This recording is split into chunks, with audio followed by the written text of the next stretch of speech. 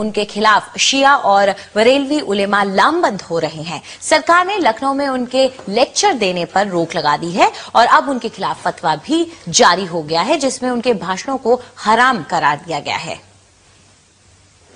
دنیا کے مسلمان بہت بڑی تعداد میں اماموں، فقیروں، درویشوں کی مزاروں پہ جاتے ہیں، اپنی عقیدت پیش کرتے ہیں اور وہاں منتیں مانگتے ہیں۔ ذاکر نائک کہتے ہیں کہ جو مر چکا اس سے کچھ مانگ نہیں سکتے، یہاں تک کہ پیغمبر محمد صاحب سے بھی نہیں۔ آج کی تاریخ میں ہم محمد صلی اللہ علیہ وسلم سے بھی نہیں مانگ سکتے۔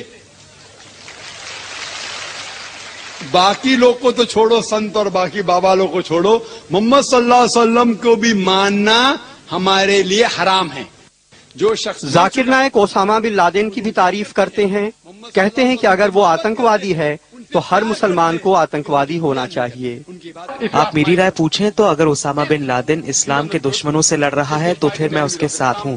اگر وہ امریکہ یعنی ایک آتنکوادی کو آتنکت کر رہا ہے تو میں اس کے ساتھ ہوں۔ پھر تو ہر مسلم کو آتنکوادی ہونا چاہیے۔ ذاکر نائک مہاراشٹر کے ہیں، دنیا بھر میں اسلام پہ لیکچر دیتے ہیں۔ وہ اسلامک ریسرچ فاؤنڈیشن نام کی سنستھا چلاتے ہیں جو پیس ٹی وی نام کا چینل چلاتی ہے۔ ذاکر نائک کے بھاشنوں سے تمام مسلمان ناراض ہیں۔ وہ مزاروں کو مٹی میں ملانے کی بات کرتے ہیں، محمد صاحب سے بھی منت مانگنے کے خلاف ہیں کیونکہ وہ مر چکے ہیں۔ وہ امام حسین کے قاتل شاسک یزید کی بڑائی کرتے ہیں۔ یوپی میں ان کے خلاف شیعہ اور بریلوی سنی علماء لامبند ہو رہے ہیں۔ سرکار نے لکھنؤ میں ان کے لیکچر دینے پہ روک لگا دی ہے۔ اب ان کے خلاف فتویٰ بھی آ گیا ہے جس میں ان کے بھاشنوں کو حرام قرار دیا گیا ہے۔ اگر اس کا عقیدہ ایسا ہے کہ نبی مردہ ہو کے مٹی میں مل گئے تو وہ کافر ہو گیا، اور جو لوگ اس عقیدے پر چلیں گے وہ بھی کافر ہو جائیں گے۔ حالانکہ ذاکر نائک کے سمرتھک اسے غلط نہیں سمجھتے ہیں۔ پوری دنیا میں مسلمانوں ہی میں الگ الگ عقیدے کے لوگ ہیں، ہر آدمی اپنے عقیدے کے حساب سے بات کہتا ہے اور ہم یہ سمجھتے ہیں کہ اس کو بات کہنے کا حق ہے۔ لیکن یہ حقیقت ہے کہ ذاکر نائک کے بھاشنوں نے مسلمانوں کو دو گٹوں میں بانٹ دیا ہے۔ لکھنؤ سے Kamal Khan, N D T V India کے لیے۔ اور اس معاملے میں اپنی صفائی دیتے ہوئے ذاکر نائک نے کہا ہے کہ میں نے اسامہ بن لادن کے بارے میں جو بات کہی ہے اسے ادھورے ڈھنگ سے دیکھا جا رہا ہے۔ کیونکہ اسامہ بن لادن کی تحقیق نہیں کی، صرف بی بی سی اور سی این این کے بارے میں سن کے میں کہوں گا اس کے بارے میں، تو قرآن کی آیت سورہ حجرات میں سورہ نمبر 49 آیت نمبر 6 میں جب بھی کوئی بات آپ تک پہنچاتا ہے اس کی تحقیق اور دوسرے کو پہنچانے کے لیے، تو نہ میں دہشت گرد کہا، نہ اچھا انسان کہا، نہ برا کیا۔ لیکن اگر میں یہ کہتا ہوں کہ جو بھی دشمن اسلام کے خلاف لڑ رہا ہے میں ان کے ساتھ ہوں۔ وہ یہ بھی کہتے ہیں کہ ایسی بات پہلے بھی کہی گئی ہے لیکن مجھے ہی نشانہ کیوں بنایا جا رہا ہے۔ وہ لوگ مجھ پہ فتویٰ جاری کرتے ہیں کہ کیونکہ میں نے یزید کے بعد رحیم اللہ کہا، میں اللہ بھی کہا، میں کافر ہوں، تو ان کو یہ بھی فتویٰ جاری کرنا چاہیے کہ امام غزالی نعوذ باللہ کافر ہے۔ یہ کہنا چاہیے کہ جس نے بخاری شریف کی شرح لکھی حافظ ابن حجر اسقلانی، وہ بھی کافر ہے، نعوذ باللہ رحیم اللہ۔ تو دیکھنا چاہیے کہ جو لوگ نے فتویٰ دیے، دارالعلوم دیوبند، دارالعلوم ندوہ، جماعت اسلامی، اہل حدیث، سارے علماء کہتے اختلاف ہے، اور اگر کوئی کہتا ہے تو کہہ سکتا ہے، اور کچھ لوگ نے علماء نے کہا کہ کہنا مستحب ہے۔ تو یہ لوگ، اس کا مطلب یہ لوگ کہ مجھے پک آؤٹ کر کے یہ چیز تو ہزاروں لوگ کہہ رہے، کیوں مجھے ہی لے کے ان لوگ اگر فتویٰ جاری کرنا ہے تو یہ فتویٰ جاری کرنا چاہیے جتنے لوگ نے کہا اور لکھ دینا چاہیے۔ اور اس مسئلے پر ہم نے اسلامی ودوان مولانا وحید الدین خان کی بھی رائے جاننے کی کوشش کی۔ پہلی بات یہ ہے کہ ڈاکٹر ذاکر نائک کوئی اسلامک اسکالر نہیں ہے، انہیں اسلامک ایشوز پر بولنا نہیں چاہیے۔ دوسری بات یہ جو ہے کہ پیغمبر سے ماننے والی بات، تو مسلمانوں میں دو علماء کے دو طبقے ہیں، ایک دیوبندی علماء کہلاتے ہیں، دوسرے بریلوی علماء کہلاتے ہیں۔ تو بریلوی علماء یہ مانتے ہیں کہ رسول اللہ سے ہم مانگ سکتے ہیں، لیکن جو دیوبندی علماء ہیں وہ اس کو جائز نہیں سمجھتے۔ تو دو الگ الگ رائے ہیں مسلم علماء کے درمیان۔ میں فتویٰ کے طریقے کو غلط سمجھتا ہوں۔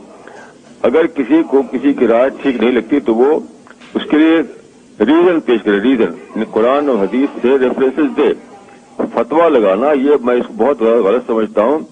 کسی کو یہ ادھیکار نہیں ہے کہ کسی کے اوپر فتویٰ لگائے، یہ ادھیکار کسی کو ہے ہی نہیں۔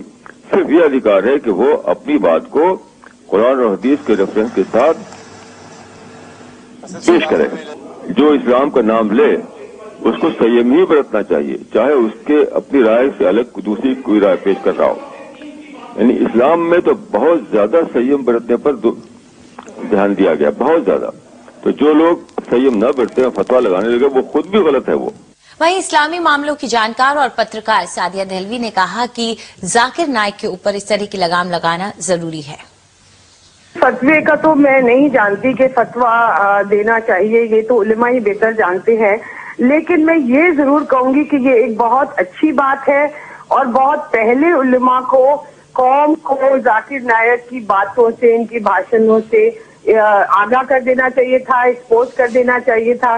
मैंने खुद इनके भाषण सुने हैं इंटरनेट पे, वो जो है दूसरे मजहबों को रन डाउन करते हैं कंपैरेटिव रिलीजन के नाम से, और ये इनकी जो बातें हैं ये तासुब और आतंक के बीच बो रही हैं हमारे कौम में।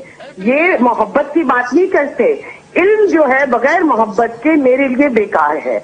और हम जो है, हमारा एक सूफी ट्रेडिशन है, 1400 साल की एक रिवायत है, हम उसको इनके कहने पे रद्द नहीं कर सकते। हम ख्वाजा गरीब नवाज का दामन नहीं छोड़ सकते। क्या हम हजरत निजामुद्दीन औलिया का साथ छोड़ दें? उनके हमारे जो सूफी इकराम आए हैं, हम उन्हीं के हाथों पर इस्लाम लाए हैं, मोहब्बत के पैगाम से इस्लाम लाए हैं। अगर जाकिर नाइक जैसे लोगों की कहने पे हम इस्लाम नहीं लाए तो हम उनका तरीका नहीं भूल सकते। और मैं आपको बता दूं, 80% जो मुसलमान पॉपुलेशन है दुनिया में, वो इसी रिवायत को, रूहानियत को, तसव्वुफ को और सूफियों का एक बताया तरीके पर ही चलती है। ये जो एक रेडिकल आइडियोलॉजी है, इसको आप वहाबी आइडियोलॉजी कह दें या कुछ कह दें, ये एक पीस चैनल के जरिए ये इसको प्रमोट कर रहे हैं। मैं तो यहाँ तक कहूंगी कि इनके जो अकाउंट्स हैं, आप उसको स्क्रूटिनाइज करना चाहिए, कि क्योंकि फकीरों के पास, उलमाओं के पास इतना पैसा चैनल चलाने के लिए नहीं आता।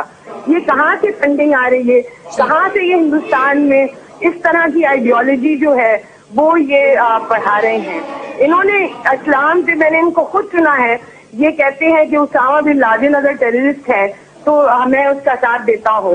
इस तरह की बातें बेहुदा बातें हैं, और ये इस तरह की बातें इनको हरगिज कहने की इजाजत ही नहीं होनी चाहिए हिंदुस्तान जैसे मुल्क में। अगर हम हिंदुओं के जो रेडिकल ग्रुप्स हैं उनके खिलाफ लड़ते हैं, और साध्वी ये उमा भारती या एक परवीन तगोड़िया के खिलाफ आवाज उठाते हैं कि ये हिंदुत्व, रेडिकलिज्म और नफरत बोलते हैं, तो ये भी यही काम कर रहे हैं। आपका ये इस्लाम का एक उनका, क्योंकि ये नॉलेजेबल है, अंग्रेजी जानते हैं, लोग इनके इम्प्रेस हो जाते हैं क्योंकि इनको आयतें हिफ्ज़ आती हैं, लेकिन उससे ये इल्म जो है बगैर मोहब्बत के पैगाम से, ये जो है ये सही बात नहीं है। और अब खबर दिल्ली से। दिल्ली में एक ब्लू लाइन बस में दिन दहाड़े 1 लाख रुपए की लूट हुई है। रूट नंबर 847 की ये बस सीमापुरी से उत्तम नगर